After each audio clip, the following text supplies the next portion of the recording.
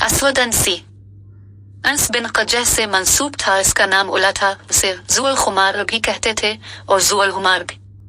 ذو الخمار کہنے کی وجہ تو یہ تھی کہ یہ اپنے منہ پر دوپٹہ ڈالا کرتا تھا، جبکہ ذو الخمار کہنے کی وجہ یہ ہے کہ یہ کہا کرتا تھا کہ جو شخص مجھ پر ظاہر ہوتا ہے وہ گدھے پر سوار ہو کر آتا ہے۔ بعض روایت کے مطابق یہ کاہن تھا اور اس سے عجیب و غریب باتیں ظاہر ہوتی تھی۔ یہ لوگوں کو اپنی نرم زبان کی وجہ سے گرویدہ کر لیتا تھا۔ اس کے ساتھ 2 ہمزاد شیطان تھے، جس طرح کاہنوں کے ساتھ ہوتے ہیں۔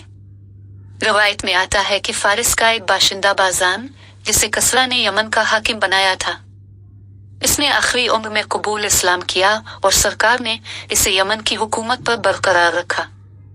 اس کی وفات کے بعد حکومت یمن کو تقسیم کر کے کچھ اس کے بیٹے شہر بن بازان کو دی اور کچھ ابو موسیٰ اشعری رضی اللہ عنہ کو اور حضرت معاذ بن جبل رضی اللہ عنہ کو مرحمت فرمائے۔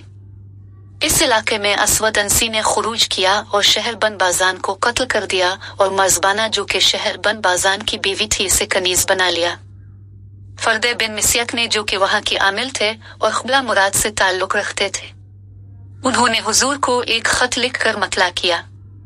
حضرت معاذ اور ابو موسیٰ اشعری رضی اللہ عنہما اتفاق رائے سے حضرموت چلے گئے۔ جب یہ خبر سرکار کو پہنچی تو اپنے اس جماعت کو لکھا کہ تم اکٹھے ہو کر جس طرح ممکن ہو اسود انس کے شر و فساد کو ختم کرو۔ اس پر تمام فرمانبردار نبوت ایک جگہ جمع ہوئے اور مرزبانہ کو پیغام بھیجا کہ یہ اسود انسی وہ شخص ہے جس نے تیرے باپ اور شوہر کو قتل کیا ہے، اس کے ساتھ تیری زندگی کیسے گزرے گی؟ اس نے کہلوا میرے نزدیک یہ شخص مخلوق میں سب سے زیادہ دشمن ہے۔ مسلمانوں نے جوابہ پیغام بھیجا کہ جس طرح تمہاری سمجھ میں آئے اور جس طرح بن پڑے اس ملعون کے خاتمہ کی کوشش کرو۔ چنانچہ مرزبانہ نے 2 اشخاص کو تیار کیا کہ وہ رات کو دیوار میں نپ لگا کر اسود کی خوابگاہ میں داخل ہے کر اسے قتل کر دیں۔ ان میں سے ایک کا نام فیروز دیلمی تھا جو مرزبانہ کا چچا زاد اور نجاشی کا بھانجا تھا۔ انہوں نے 10ویں سال مدینہ منورہ حاضر ہے کر اسلام قبول کیا تھا اور دوسرے شخص کا نام داد۔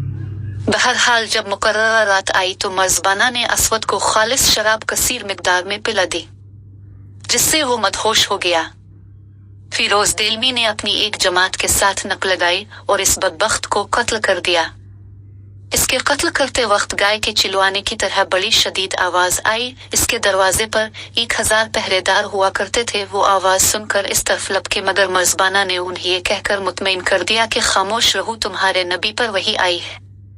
ادھر حضور نے اپنی وفات ظاہری سے پہلے ہی خبر دے دی تھی کہ آج رات اسود انسی مارا گیا ہے، اور ایک مرد مبارک نے جو کہ اس کے اہل بیت سے ہے، اس نے اسے قتل کیا ہے، اس کا نام فیروز ہے، اور فرمایا فیروز کامیاب ہوا۔